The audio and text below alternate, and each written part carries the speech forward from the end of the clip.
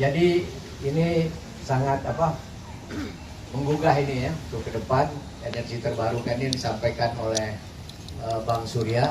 Jadi energi yang utama itu adalah energi surya, tidak pakai dharma. Dan saya kira ini ada di antara kita ini yang alumni HFI ini yang sudah bergeraknya di bidang energi, yang untuk kelistrikan ini. Jamilius rupanya yang udah antisipasi. Oh, iya, ini pengusaha pengusaha listrik yang bikin listrik, tapi masih dari energi yang belum terbarukan. Terbarukan. Oh, sudah terbarukan. Udah. Siap. Ini. Jadi ada memang alumni kita ini yang dulu kuliahnya itu di teknik yang jurusan kelistrikan. Cuman Bang Afni aja yang lebih senior, listrik harus kuat tapi nggak terus, dia harus kuatnya dari kayak yang lain. Bang Afni. Itu kayak yang lain harus kuatnya. Jadi terima kasih ya Bang Surya. Dan kita masih punya waktu, barangkali di antara kita ini ada juga yang kita ingin mintakan. Ya, kita dengar yang udah lama nggak kita dengar suaranya. Dan barangkali ini kan lagi suasana COVID, ya Pak ya? COVID. Kita mintalah ini anggota DPR RI kita ini yang membidangi kesehatan, ya untuk bisa juga memberikan sedikit entah apalah. Sedikit kami persilahkan kepada yang terhormat, karena dulu saya juga mantan anggota DPR, jadi sebutnya ya kepada yang terhormat Bapak Darul Siska dipersilahkan.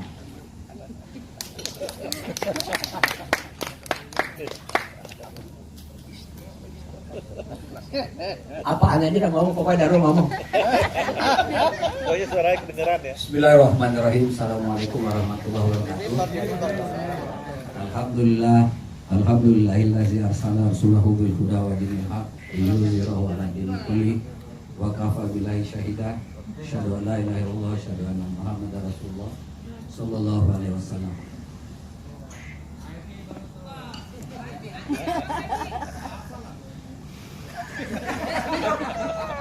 Kelihatan dia HMI juga nih. Mualaf juga kayaknya sih. Iya. Pesan pertama dari sebelah saya yang jangan lupa ditambahkan, dalam kehidupan ini di samping disebut oleh Kiai Haji Surya Dharma tadi, ada energi yang terbarukan juga, yaitu adalah orang-orang yang mendampingi kita. Istri memberikan energi bagi suami dan suami juga memberikan energi kepada istri. Dan itulah yang menyebabkan kehidupan kita mulai stabil setelah kita... Nggak usah ngelirik ke gua kan saya. Nggak usah ngelirik.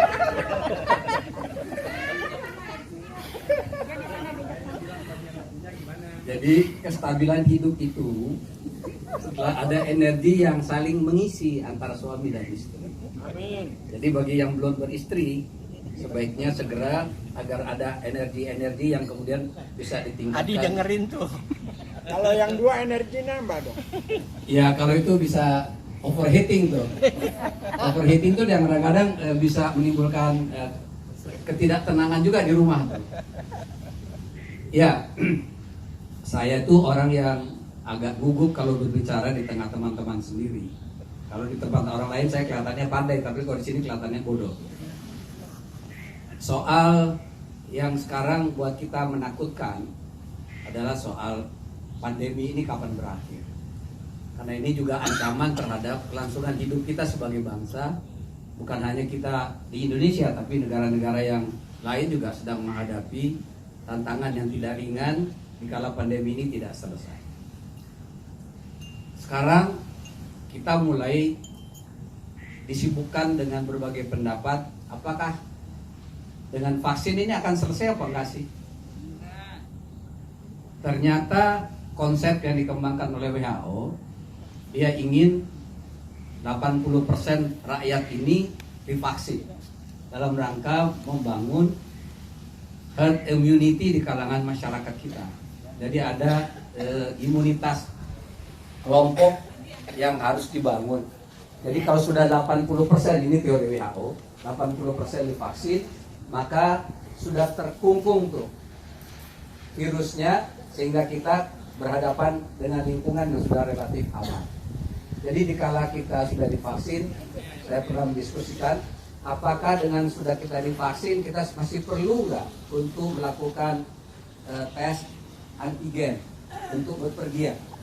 Kan sebetulnya kita sudah divaksin, mestinya sudah ada antibodi. Tetapi kemudian dia katakan kalau belum 80% kita masih kemungkinan untuk tertular, walaupun tertularnya tidak separah bagi orang yang sudah divaksin. Nah, vaksinasi yang ada sekarang, yang satu-satunya yang sekarang yang bisa digunakan oleh rakyat baru Sinovac. Sinovac itu efikasinya hanya 65%. Dengan demikian, kalau ada 100 orang yang divaksin, maka yang akan tumbuh atau terbentuk imunitasnya hanya 65 orang. Yang 35 orang enggak dikhawatirkan tetap belum tumbuh, belum terbentuk antibodi. Oleh karena itu bagi bapak-bapak, sahabat-sahabat saya yang sudah divaksin, sebulan setelah vaksin kedua, ada baiknya untuk dicek lagi darahnya, apakah antibodinya sudah terbentuk atau belum.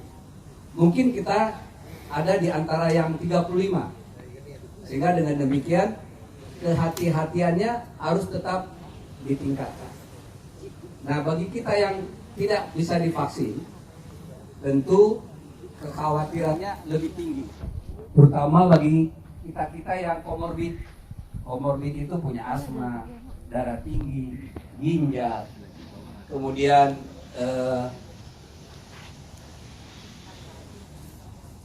ada yang penyakit paru-paru. Nah, ini kalau kena COVID memang agak berat. Contohnya yang paling berat adalah sahabatnya Pak Sarfi, Budi Karya Sumadi, Menteri Perhubungan. Itu harapan hidupnya nggak lebih dari 10% kalau dia sakit. Karena dia yang paling lama dirawat, hampir 2 bulan dengan menggunakan ventilator. Dan alhamdulillah dia selamat. Tetapi sampai sekarang otaknya tuh belum utuh tuh, Menteri Perhubungan. Jadi di awal-awal kemarin dia mengatakan saya tidak akan pernah melarang orang untuk mudik.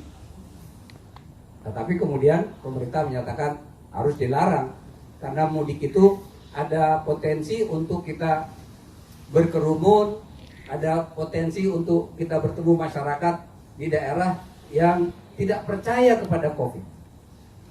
Saya kalau berhadapan dengan masyarakat kampungnya Pak Uncu ini, kalau saya menggunakan masker, dia katakan ini orang kok nggak Islam ya, nggak percaya kepada Tuhan, masih menggunakan masker. Dia merasa vaksin COVID itu tidak ada. Nah, ini susah untuk dijelaskan kepada masyarakat apa gunanya kita menggunakan masker. Vaksin bukan satu-satunya jalan untuk kita terbebas dari COVID.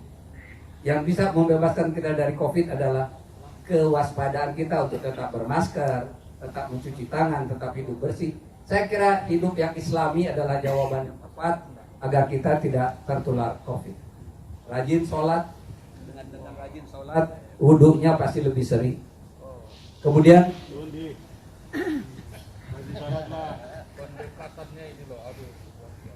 dan menurut saya, kalau mau dilihat agak Islami, itu ibu-ibu yang dari dulu suka menggunakan cadar itu sebetulnya cara yang sudah Islam.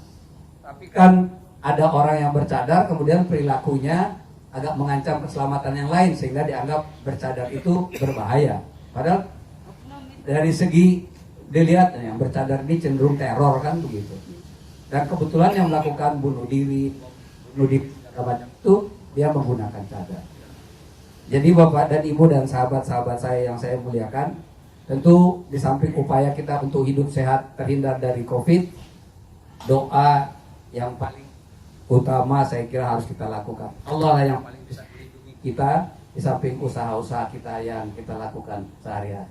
Saya tidak boleh bicara banyak-banyak karena semuanya orang pintar. Makin banyak saya bicara makin kelihatan bodohnya. Terima kasih. Assalamualaikum warahmatullahi wabarakatuh.